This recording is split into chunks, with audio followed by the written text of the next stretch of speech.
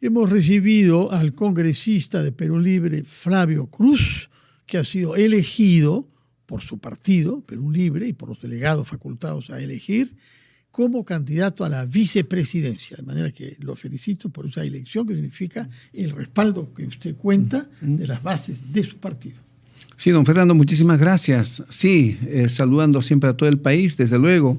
Agradezco a las bases. Hay un colectivo, digamos, de puneños en Lima que apostaron por una postulación al Senado, pero luego como que la Comisión Política, el Comité Ejecutivo Nacional, el partido, porque además antes yo había sido elegido representante de todo el sur, sí, como un delegado de la macroregión sur, de Arequipa, Tacna, Moquegua, Apurímac, Madre de Dios, Puno y Cusco.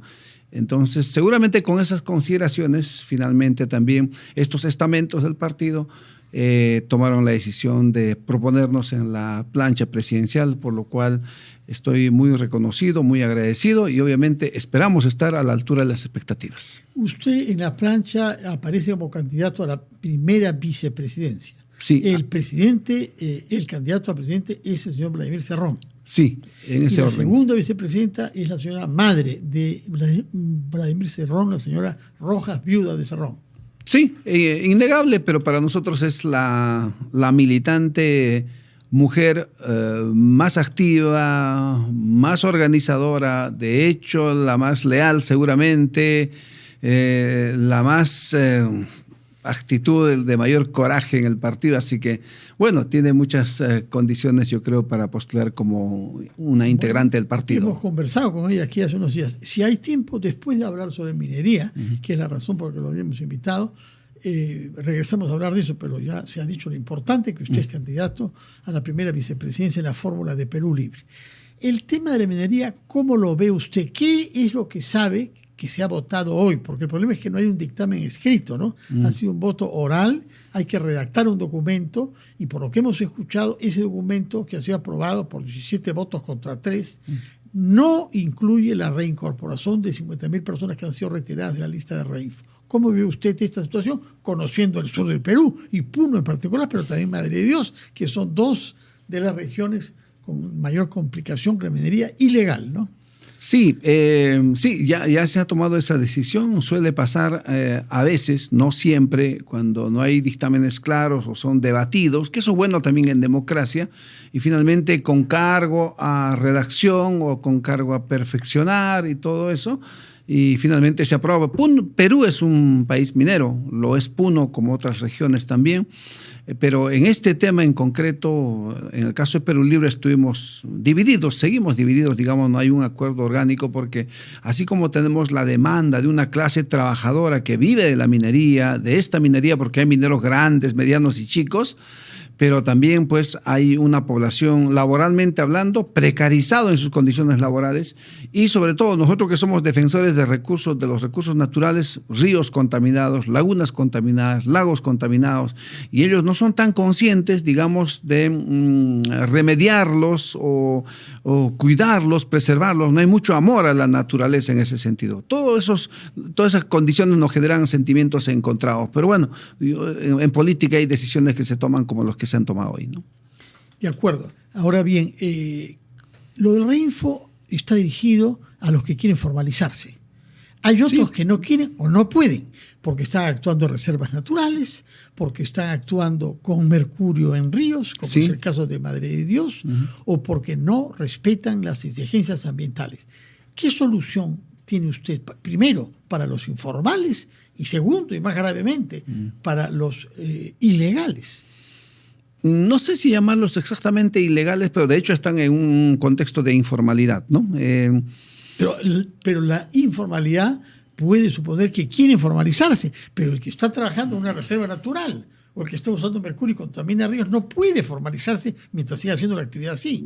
De hecho que sí, aquel que está en contravención al ordenamiento jurídico, a las buenas costumbres, al medio ambiente, de hecho pasa a ser ilegal, ¿no? O sea, tampoco podemos engañarnos. Y acá los amigos como que tampoco no tienen muchos ánimos de cuidar en realidad la naturaleza o el entorno, el ambiente, porque también las protestas son legítimas, siempre nosotros decimos que las protestas son legítimas, pero también como han dejado la avenida venía a Bancay, por ejemplo, estos días ahora mismo. Entonces, yo creo que entre peruanos tenemos que reflexionar sobre eso. No es que algunas personas tengan unas ventajas, unas condiciones, o bajo presión tengamos que actuar. Nos hace falta mucho diálogo, ¿no? Y creo que por ahí esto, cada vez que viene una circunstancia de la necesidad de ampliarla, entonces recién reaccionamos. Luego volvemos y se olvidan seguramente de inscribirse o de registrarse. Entonces, en ese tire y jale, ¿hasta cuándo vamos a continuar? Yo siempre digo que el derecho sirve para la justicia, pero también para el orden. Y a propósito del aspecto procedimental parlamentario, ¿es usual que una decisión de este tipo se haya tomado sin un documento escrito? No es muy usual.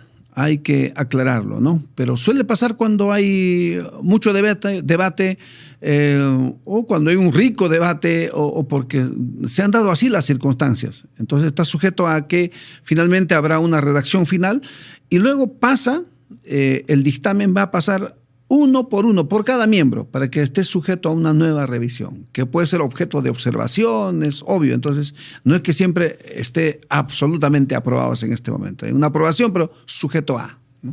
Pero han habido ya antecedentes, ¿no?, de decisiones tomadas en comisiones que luego han tenido dificultades en la Comisión de Justicia. Suele pasar y muchas veces incluso se ha sometido al Pleno rectificaciones o aclaraciones, por ejemplo, cuando no se está de acuerdo. De pronto alguien advierte un error, lo devuelve a la comisión, dice no estoy de acuerdo con este extremo. No siempre puede ser formal, puede ser sustancial también. Y entonces lo devuelva y la comisión tiene que volver a actuar. Pero hay casos en donde descubrir que hay algunas frases que no corresponden al espíritu de lo que se aprobó, da lugar a una crisis mayor, ¿no? Yo recuerdo algún documento que se aprobó y que llegó al Pleno con frases de las que muchos congresistas no tenían conciencia y decían que no sabía que habían firmado. Y se acuerda usted, ¿no? Sí. Sobre un tema penal, sobre derecho penal. El año pasado nomás creo que pasó algo, ¿no? Sí, no, dijo que no lo había visto bien, ¿no? En realidad quizás se le pasó porque los dictámenes no son, pues, no es un oficio, ¿no? Esos son producidos así en volumen, buena cantidad de hojas que uno tiene que pasárselo leyendo. Entonces quizás puede pasar por eso. Pero ojo, en estos casos, por ejemplo, sería la invocación de que se revise muy bien antes de firmar, ¿no? Sí. Muy bien, vamos entonces al tema concreto que usted conoce como puneño y como responsable para todo el sur de su partido. ¿Cómo se puede resolver el problema de La Pampa? El caso de Madre Dios, La Pampa. El de Madre Dios, o si prefiere, hablemos sobre Rinconada, Puno, si prefiere, más cerca de usted. Porque usted ha dicho, acá hay un problema social, hay gente que trabaja en eso, que esa actividad ilegal es la que les permite mantener a su familia. ¿Cómo se puede resolver si los que trabajan en lugares como Rinconada y La Pampa no han aspirado a estar en la lista del Reinfo?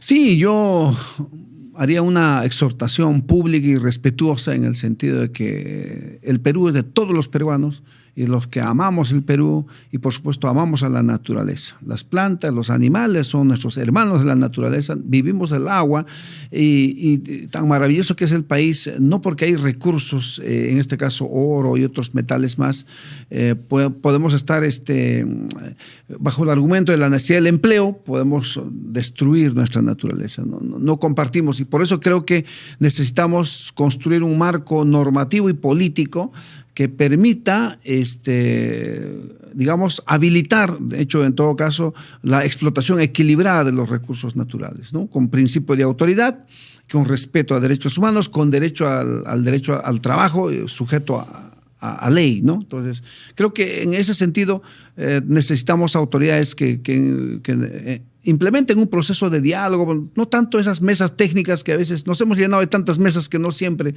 funcionan las mesas, ¿no? Entonces, esa sería mi exhortación, mucha capacidad de diálogo. Cuando usted dice violación de los derechos humanos, está pensando en la trata de personas y en la prostitución, incluso de menores de edad, que acarrea el hecho de que muchos varones trabajen ahí duramente, ganen mucho dinero y terminen por vivir en una circunstancia social que permite todos los vicios, ¿no? Si habláramos de minería ilegal como tal, hay otros delitos conexos, ¿no? Como justamente la trata de personas, ha habido secuestros, ha habido sicariato, ha habido robo, hurto, ni qué decir, Entonces, hay varios delitos conexos, no solamente es uno, se concurren un conjunto de delitos en esos escenarios, ¿no? Entonces, eso no, de hecho no está bien. Entonces, ¿cómo hacemos para regular todo ello, ¿no? Necesitamos autoridad, no teníamos un gobierno que ejerza realmente una autoridad plena. El de ahora creo que hay un estadio de buenos propósitos de hacer un buen gobierno transitorio, pero ahora que nos alistamos para un proceso electoral el próximo año, entendemos que ahí tiene que haber una propuesta bien clara respecto a la minería de uso racional de nuestra naturaleza. ¿Y ustedes como Partido Perú Libre van a tener alguna propuesta racional sobre eso? Por supuesto que sí. ¿Están elaborando un plan? Sí, está en el ideario el respeto a la naturaleza, es un principio básico, ¿no? Somos un país minero, no somos antimineros, ¿no es cierto? La minería es necesario para implementar la infraestructura de nuestro país. Necesitamos carreteras, estadios, puentes, hospitales, colegios, lo necesitamos, y muchos de ellos es gracias a la minería en este país. Entonces, hay que hacer una explotación, sin embargo, responsable de nuestra minería, ¿no?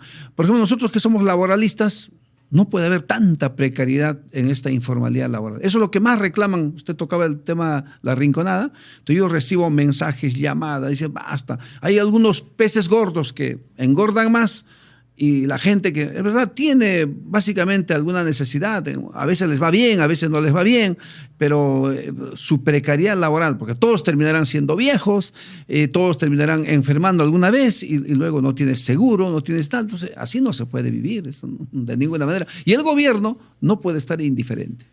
Ahora bien, usted conoce La Rinconada porque es su región. ¿Cuántas personas calcula usted? ¿Cuántos adultos trabajan ahí? Eso es una pregunta bien difícil, pero debe superar tranquilamente, a ver, una cosa de, no sé, quizá me animo a decir 50,000, es incalculable.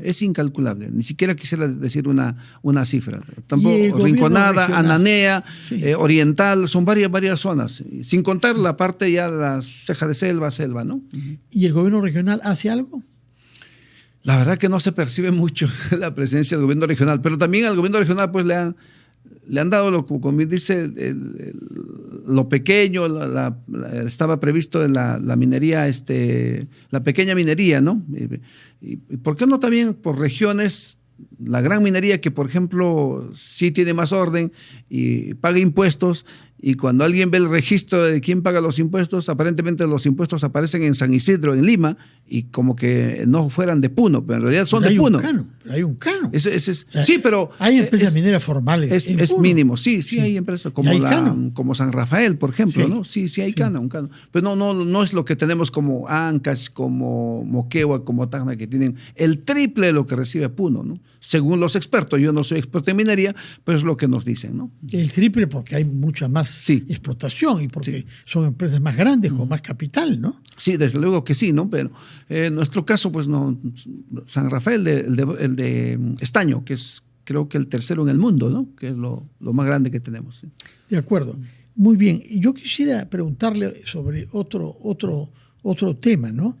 El tema general de la criminalidad en el país. ¿Cuál es la propuesta de Perú Libre? Usted es candidato a la vicepresidencia, para actuar de manera eficaz contra las extorsiones y contra el sicariato, que van juntos, ¿no? Es autoridad, principio de autoridad. ¿Por qué se sobrepasó esto de la criminalidad en estos últimos 2-3 años? Los delincuentes percibían, y yo creo que estaban seguros, que no había autoridad en el país. O sea, no había una obediencia al gobierno, a la autoridad. Yo creo que eso se puede lograr con un gobierno que implemente justamente el jus imperium del Estado, el poder del Estado, no solamente reprimiendo, no solamente encarcelando, hay que, en penales, hay que encarcelarlos también en los colegios, en las universidades, en los institutos. O sea, un tema paralelo a largo plazo, quiero decir, ¿no? Entonces, quizá nosotros apostaríamos más bien por cerrar cárceles.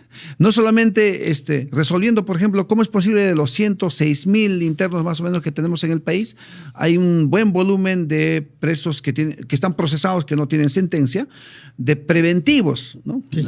Que esa cosa que han inventado. La prisión no han inventado, existe en todas preliminar. Partes, ¿no? Sí, pero en el caso peruano se abusa bastante bastante. ¿Qué haría usted hay estudios con el señor César Inostroza si se lograra extraditarlo de Bélgica? Se ha escapado del Perú. Que son para algunos delitos. Tiene que ponerle una prisión preventiva. Ahí viene el juicio del juzgador, ¿no? Pero no puede que tengamos algunos jueces caneros, les dicen, no, o sea, todo lo ven. Cárcel, todo lo ven. ¿Qué hacen los alimentistas cuando no le parece que ellos deberían estar trabajando por sus hijos, ¿no? Entonces, eso está mal. Nosotros somos garantistas de tal forma que pensamos que ninguna persona que no tenga sentencia firme y consentida puede estar en la cárcel. Desde luego, con la excepción de algunos delitos graves, como usted acaba de poner un ejemplo, por ejemplo. Se ha burlado. Los sicarios, secuestradores, asesinos no pueden estar, obviamente, ¿no? Para ellos son estas medidas extraordinarias. Pero no es posible que se haya normalizado, por ejemplo, la prisión preventiva. Y esta actitud... Sobre todo para los políticos. Bueno, justamente le voy a preguntar sobre eso. Esta actitud garantista que usted dice tener y que tiene su partido, ¿no es consecuencia de lo que han vivido con su jefe fundador, Vladimir Cerrón? No. Eso es independiente, ¿no? Y lo bueno del doctor... Pero lo debe tener en el cerebro presente. Nadie puede negar que es una referencia para nosotros, sus casos, pero cada uno, en mi caso... Y que es objeto de una decisión sobre prisión preventiva. Sí. Que si se hiciera efectiva, resulta que el candidato al presidente sería usted y no él. Creo que las reglas no están hechas así. Creo que si se cae su candidatura, se cae toda la plancha, en el caso nuestro. Es así. Y para eso es que lo han hecho a él como candidato a presidente. Sí, es que tenemos la seguridad de que él no tiene impedimento para postular, ¿no? Pero porque la Constitución es bien clarísimo, solo literal la explicación. La persona que tiene sentencia en primera instancia no puede postular. Sí. Y eso mismo le pasó en el proceso anterior al doctor Vladimir porque tenía la sentencia. En este caso no tiene ninguna sentencia. En el caso de la Oroya, nulo total. Y con el tiempo que ha pasado incluso ha prescrito. Y en el caso de la Oroya, absuelto, ¿no? Entonces, no. Este preventivo es como consecuencia de que no fue a firmar y esas condiciones que le pone el juez respecto a esos otros casos. Por eso es inaudito que se mantenga, ¿no? Pues si se supone que por eso, cuidando su libertad, no asistió, entonces ahora no tiene sentido ya que... ¿En qué más se va a soportar esa prisión preventiva? No tiene sentido. ¿Cómo haría, eso suelen decir todos los justiciables, sobre todo los que tienen poder? Hemos escuchado a todos. No, Toledo, gracias a Dios último, soy abogado y entonces me ayuda a entender la cosa. Todos los justiciables políticos dicen eso. Bueno, ahora... ¿cómo haría campaña él si es que se mantienen en calidad de prófugo de la justicia? Esa es una muy buena pregunta, don Fernando. Sí, es complicado. Para nosotros sería una desventaja. Pero habrá que echar mano a otras estrategias, como por ejemplo, él es un actor muy activo, si no fuera redundancia eso, en las redes sociales, por ejemplo, ¿no? Entonces echaríamos manos a esas estrategias y sería obviamente él va a marcar la dirección y detrás de eso los de la plancha o los de senadores o diputados tendríamos que hacer nuestra tarea, pues, ¿no? De hormiga para movernos por todo el país, ¿no? Muy bien, veremos cómo es esa tarea de hormiga que usted dice que van a hacer. Gracias por su presencia acá y gracias por darnos su punto de vista sobre la formalización que se debe llevar a cabo de la actividad minera, en particular en su región Puno, puesto que estamos ante la Rinconada y estamos también ante el paso de oro ilegalmente sacado del Perú hacia Bolivia a través de Puno, ¿no? Supuestamente, ¿no? Pero bueno, si fuera así estaría mal. ¿Y qué hacemos los peruanos para no permitir eso? A los gobiernos, Poco hacemos. Cuando seamos gobierno, la cosa cambiará. Mucha complicidad. Sí. Muchísimas gracias a usted. Flavio Cruz, congresista, representante de Puno, de Perú Libre y miembro de la plancha presidencial de ese partido en su calidad de primer vicepresidente, como candidato. Muchas gracias y buenas noches.